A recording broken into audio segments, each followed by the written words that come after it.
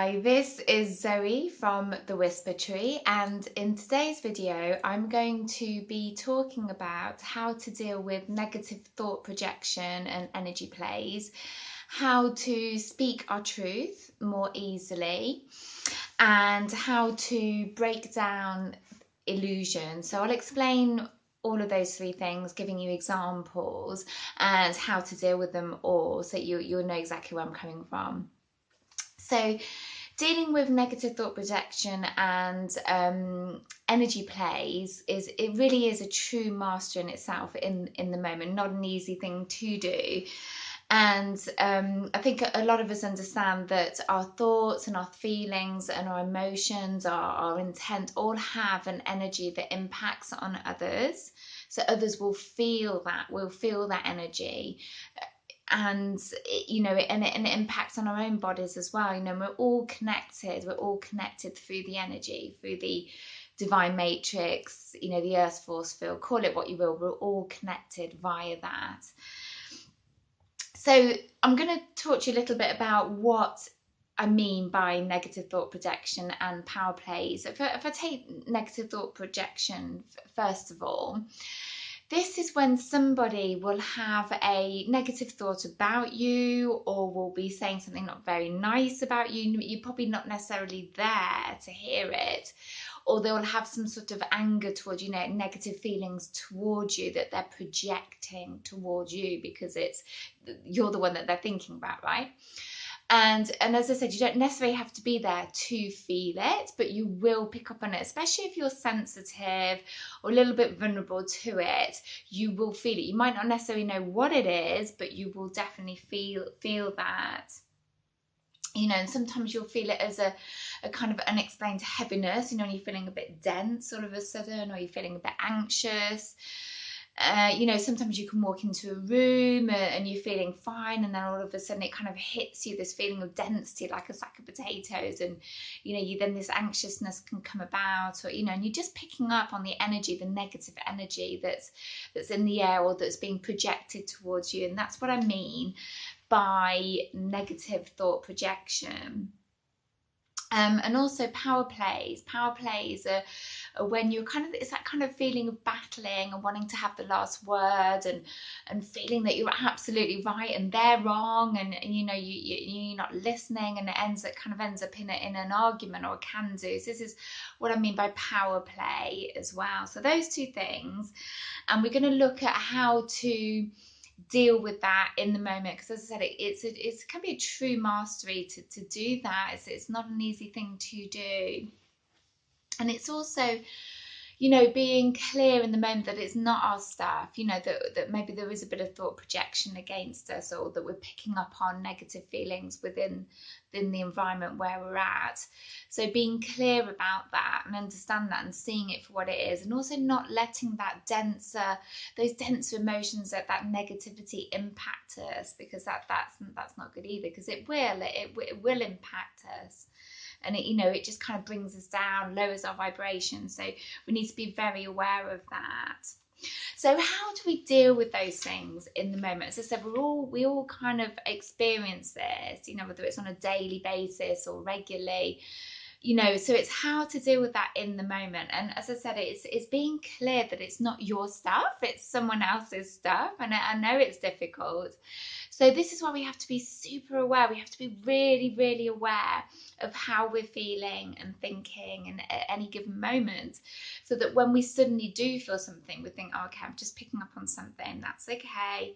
It's not my stuff, so let it go.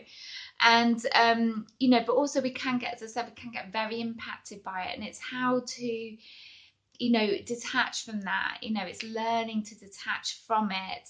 And I think by being aware that it's not our stuff, and being very aware of how we were feeling and thinking, we don't tend to get so impacted by it.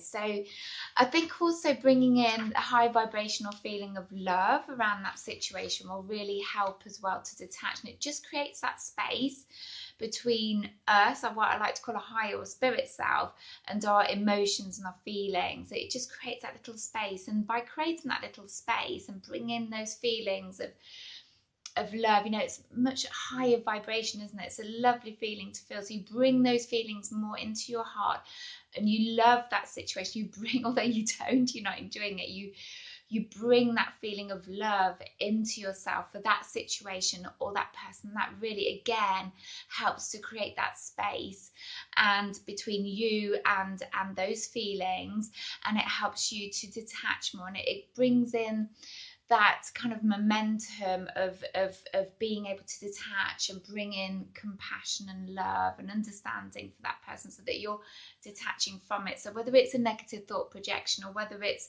an energy play and power play that you're having to deal with, this actual bringing that love will help with that. It really will help. It will really help you to detach from that.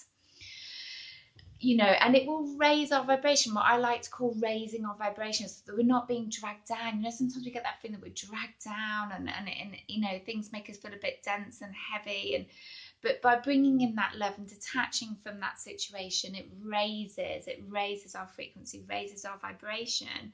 And this is when we know we're very connected and we're more in alignment with our higher self.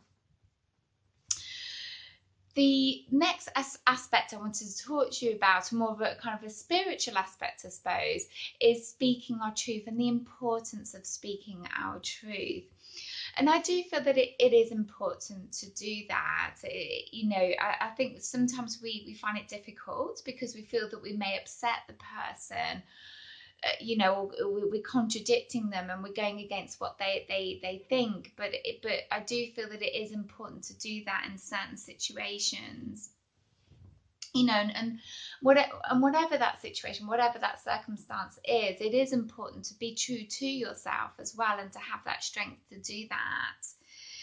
You know, it can sometimes, and I'm aware of this, that it can sometimes challenge people, and it can sometimes trigger things off in them, that, you know, that of things that we say to others. But as I said, I do feel it is important to do that. You know, and I don't mean to be, you know, I don't mean be evangelical about it and be, you know, there's anything wrong with that, but to be, you know, stop preaching to them and kind of get on our soapbox and all that kind of feeling around it. I don't feel that it's necessary that we need to do that. That's not what I'm saying. But I feel that it's, you know, sometimes we're called upon to kind of say what we believe in, and I guess we have to be intuitive about it, because it is very much about the words we choose, you know, when we're talking to people about what we believe in. So it's, you know, maybe if we feel called upon, just tune in and be intuitive, and you probably get guidance from your higher self, you know, and find the right words to say, so that this will help the other person, because it can so help the other person. You know, sometimes we have to hear things 3, 4, 5 times. I know I can be like that as well. You know, it's important, and that's why it is important to say things to people, but in a loving way, in a gentle way. And it's what I call holding our light. You know, just holding our light and being true to ourselves, and honouring that, and honouring the other person, being respectful, and being respectful of their beliefs and their wishes and their wants, but also, you know, saying what we feel is important to say. You know, and I was thinking about it a few years ago. I think I went through a series, and I really feel I went through a series of what I like to call initiations around this, you know, so that I could really learn to speak my truth and you know, around certain situations. But I was finding it really difficult, because I was starting to embody more of my spiritual beliefs. I wasn't used to talking in this way, but I very much believed in that, and I had faith in it, in my beliefs. And it kind of got to a point where I was choosing not to be around people, because I was finding it so difficult to say something. So I would not say something, and that would frustrate me sometimes. So I did feel that I was opting out a little bit. You know, and now since then I've learned to find my way in that, and learn to find the right words to say things to people. And it's a lot easier. You know, I think it's now that I'm kind of walking my talk a little bit more, and I'm embodying more of my beliefs, and I'm used to talking in that way, and I'm used to using those words, I find it so much easier. I don't even really think about it anymore. So it, you know, as I said, it does become easier. Speaking our truth does become easier. Definitely, it shifts and changes. And as I said, you may trigger somebody a little bit by saying those things. You know, they don't necessarily want to hear them, but as I said, sometimes they do need to hear them. But it's finding that right way to do that, and also respecting the fact that they may not change. They may not take on board what you're saying, and that's absolutely fine. We all have free will around these sorts of things, and it's respecting that as well. And the last aspect that I wanted to talk about was gaining clarity around situations as well. And I think that as we start to master more in the moment, we're not getting so dragged into those power plays, and you know, we're kind of holding a light and speaking our truth around situations, and we're dealing so much better with that negative thought projection that we sometimes get. We, you know, our consciousness starts to open, and this is the true blessing around it, is that we start to open our consciousness and we start to see and perceive things in a totally different way.